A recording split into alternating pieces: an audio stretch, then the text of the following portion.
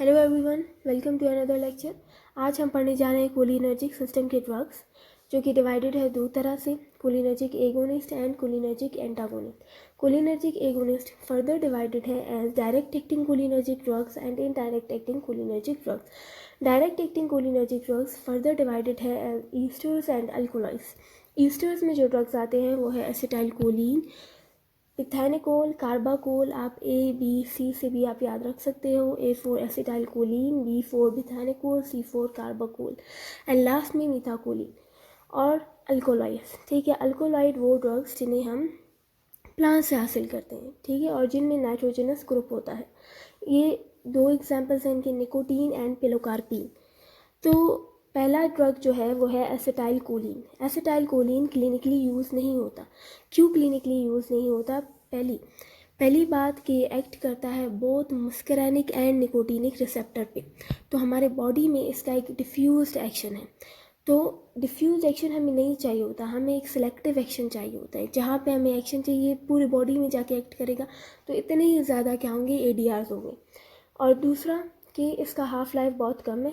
जैसे ही ये मतलब रिलीज़ होता है या हम इसे देते हैं, ठीक है, तो ये क्या हो जाता है, डिग्रेड होता है एसिटाइल कोलिन एस्ट्रेज से। ठीक है, एसिटाइल कोलिन एस्ट्रेज जो हमारे बॉडी में मौजूद होता है वो डिग्रेड कर देता है एसिटाइल कोलिन को इनटू एसिटेट एंड कोलिन। तो एसिटाइल कोलिन क्या है? एसिटाइल कोलिन एक क्वाटर्नरी अमोनियम है। हम जितने भी ड्रग्स आगे पढ़ेंगे, कुछ क्वाटर्नरी अमोनियम होंगे, कुछ टर्शियरी अमोनियम होंगे। ठीक है, क्वाटर्नरी अमोनियम वो है ड्रग्स है जो पोलर होते हैं, हाइड्रोफिलिक होते हैं, वो ब्लड ब्रेन बैरियर को पास नहीं कर पाते, इसीलिए CNS में वो नहीं जा पाते और CNS रिलेटेड ADRs नहीं होते। और टर्शियरी अमोनियम ये बहुत टॉक्सिक होते हैं, हम इन्हें ज़्यादा प्रेफर नहीं करते हैं क्योंकि ये नॉन पोलर होते हैं, लिपोफिलिक होते हैं। ये ब्लड ब्रेन बैरियर को पास करके CNS में जाते हैं और CNS रिलेटेड ADRs भी आते हैं। दूसरी बात, एक तो एसिटाइल कोलिन क्या है, क्वाटर्नरी अमोनियम है। दूसरा, ये स्टिमुलेट करता है बोथ मस्करैनिक एंड निकोटीनिक रिसेप्टर को, जैसे कि मैंने कहा एक डिफ्यूज एक्शन देगा, इसीलिए इसे हम क्लिनिकली यूज़ नहीं करते। और तीसरा, ये डिग्रेड हो जाता है एसिटाइल कोलिन एस्ट्रेज से, जो कि एक एंजाइम है। इससे प्रीवियस वीडियो आप देखोगे तो आपको सब कुछ क्लियर हो जाएगा। अब क्या है, इसमें कैसे इफ़ेक्ट्स आएंगे, सारे कोलिनर्जिक इफ़ेक्ट्स आएंगे।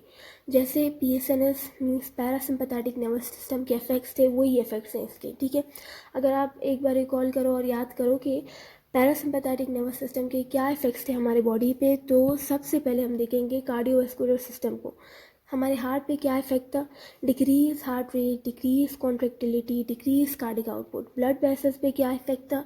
ब्लड प्रेशर कम हो रहा था, वेजोडाइलेशन हो रही थी। ठीक है, क्या हो रहा था? एसिटाइल कोलिन जाके एक्ट करता है M3 रिसेप्टर पे हमारे स्मूथ मसल्स में, वैस्कुलर स्मूथ मसल्स में। ठीक है, तो नाइट्रिक ऑक्साइड की प्रोडक्शन होती है। नाइट्रिक ऑक्साइड आगे से प्रोड्यूस करवाता है फॉस्फोकाइनेज G को, जो कि इनहिबिट करता है फॉस्फोडाइएस्ट्रेस को। ठीक है, जिसकी वजह से स्मूथ मसल्स रिलैक्स होते हैं और वेजोडाइलेशन होके ब्लड प्रेशर क्या हो जाता है, कम हो जाता है।